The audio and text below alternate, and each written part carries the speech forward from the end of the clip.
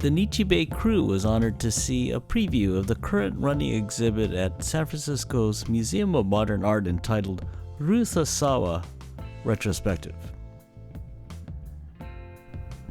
We talk with Henry Reverka, grandson of Ruth Asawa and president of Ruth Asawa Lanier Incorporated, a nonprofit that manages the Ruth Asawa estate, about the worldwide Ruth Asawa posthumous exhibition starting at San Francisco's Museum of Modern Art. So my grandmother was born on a farm in Southern California.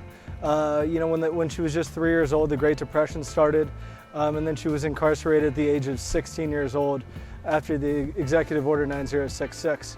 And then after going to college at Black Mountain College in North Carolina, she and my grandfather, who was a white architect named Albert Lanier, moved to San Francisco to start their life in their careers as an artist and an architect, respectively.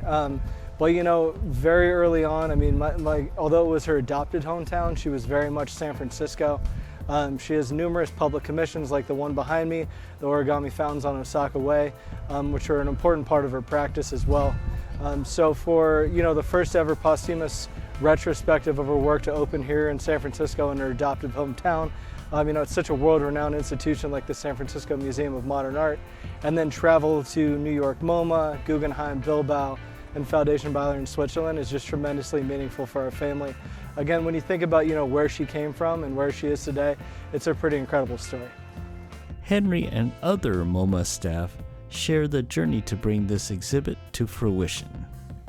We work with David Dworner Gallery, which is one of the biggest art galleries in the world. And so many of these large exhibition ideas actually come to us through them. Janet Bishop, Chief Curator, SF MOMA, approached David Dworner in late 2019 to begin starting to talk about this show. It really took 5 years of planning and collaboration with our estate to make it all happen, and we couldn't be happier with it. Well, the way that the exhibition came about was really exciting. We at the museum acquired our first loop wire sculpture by Ruth Asawa a decade ago, and at that point we had been already in discussion about a potential career retrospective exhibition, and then we were just delighted when SF MoMA reached out to us asking if we might want to partner on a project like this. And so it's been an extraordinary journey of about 5 years now in the making, which brought us by way of very deep research and brought us to so many wonderful places to be able to actually see works. And what was so exciting about that was being able to meet with people who live with Asawa's work, many of whom knew her personally. I feel so many people have a Ruth Asawa story.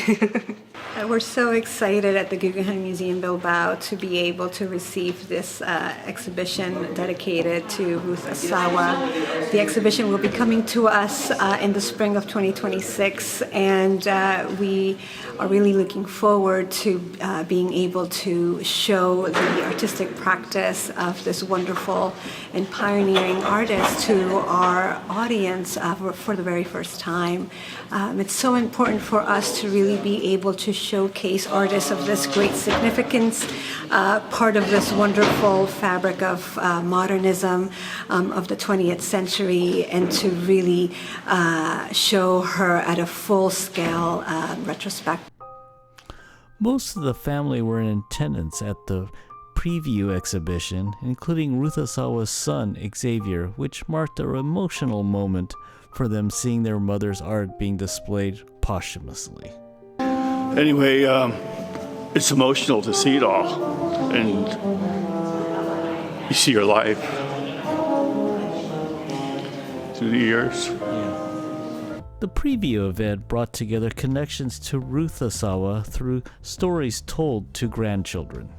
Hi, I'm Genji Amino. I'm the director of the Leo Amino Estate. I'm a writer and a curator. I work on Asian American art, often early generations of Asian American artists like Ruth Asawa on both coasts.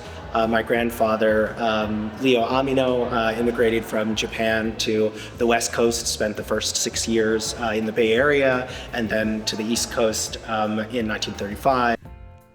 Genji's grandfather, Leo Amino, made many stops in the U.S., one of which was Black Mountain College, where Amino was invited by artist and experimentalist of the times, Joseph Albers, to join the faculty of the Black Mountain College in the summer of 1946, where he taught alongside of Albers and his wife Annie Albers, as well as others, and informed the education of students like Ruth Asawa.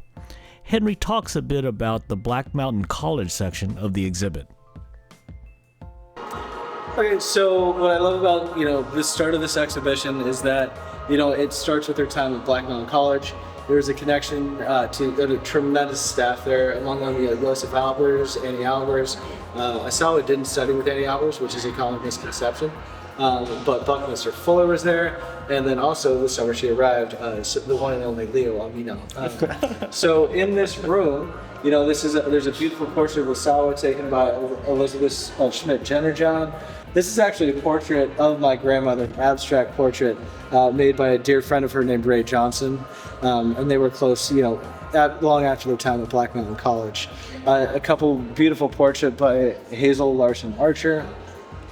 And then we get into these really, really amazing, colorful paintings, which Asawa is definitely not known for, which is something we're trying to change. But I love this piece in particular because this envelope was actually sent to my grandmother from San Francisco to Black Mountain College, and in turn, she painted this painting and sent it back to him. So there's just so many connections, so many beautiful connections that were made at Black Mountain College. Again, between so many amazing artists like your grandfather as well. The San Francisco Museum of Modern Art encourages you to reserve your tickets in advance. Everyone needs a ticket for entry, even members and those 18 and younger who are always free. The Ruth Asawa Retrospective tickets include general admission to the museum. The tickets for the Ruth Asawa Retrospective exhibit are available a month in advance and released on the first Tuesday of every month. Please visit www.sfmoma.org/exhibition/Ruth-Asawa-retrospective. Please enjoy. This is Greg Voria for Patricia Wakita for the Nichi Bei Cafe.